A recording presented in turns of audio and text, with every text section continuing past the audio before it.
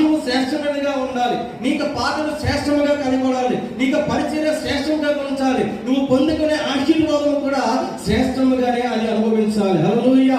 శ్రేష్టము అనగా దాంట్లో ఏ కల్మషము లేదు అంటారు కదా.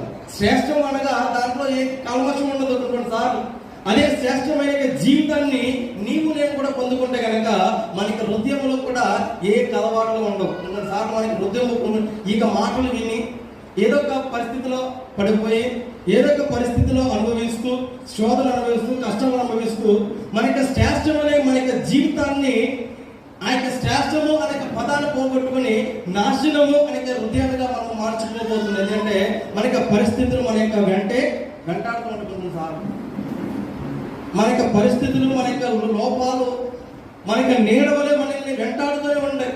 నీకు మరణం వచ్చేంత వరకు కూడా అవి మనం ఉంటాయి. కానీ ఎంత మనల్ని వెంటాడినా, ఎంత మనల్ని వెంటాడుతూ వచ్చినా, మనకి జీవితకాలం మనతో ఉన్నప్పటికీ కూడా వాటిని మనకి హృదయంలో ఆహ్వానించుకోకూడదు. హల్లెలూయా. అది ఇక్కడ భక్తుడు, యాకోబు భక్తుడు కూడా అదే మనం చదువుతున్నాడంటే, నీకు మొర శ్రేష్టంగా కనబడాలి, నీకు పరిచర్య శ్రేష్టంగా కనబడాలి. ఇదో మాట మనకి ఎందుకు చూసినది కనుక, నీ యొక్క ఒక జీవపు ఊట కలదు. నీవు నేను కూడా దేవుని మందిరంలో ఏం సంపాదించుకోవాలంటే, దేవుడిచ్చే ఆశీర్వాదాల్లో ఒక ఆశీర్వాదము జీవపు ఊట. హల్లెలూయా. హల్లెలూయా. పరలోక రాజ్యంలో నీవు నేను కూడా ఎలా ఉండాలంటే జీవించేవాడుగా ఉండాలి.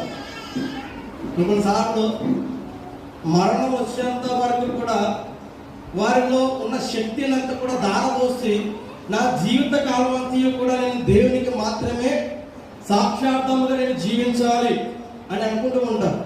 కొంతమంది ఏంటంటే కనుక మరణం వచ్చేంత వరకు చూద్దామలే అని అనుకుంటూ ఉంటారు. కానీ ఇక్కడ చెప్తున్న మాట అంటే కనుక, నీ యొక్క జీవపు ఊట కలదు అంటే మనం నశించిపోతున్నామేమో. ఒకవేళ నశించిపోకుండా ఉండాలి అంటే శారీరకంగా కాదండి, ఆత్మానుసారంగా ఒకవేళ నువ్వు నశించిపోతున్నావేమో, నువ్వు దేవుని యొక్క మందిరానికి వస్తే ఆ యొక్క జీవపు ఊటను తీసుకొని నువ్వు మరలా జీవించవచ్చు. హల్లెలూయా. దేవుని యొక్క వాక్యము ద్వారా నువ్వు మరలా జీవించాలి. దేవుని యొక్క వాక్యం ద్వారా నువ్వు మరలా నువ్వు ఏంటంటే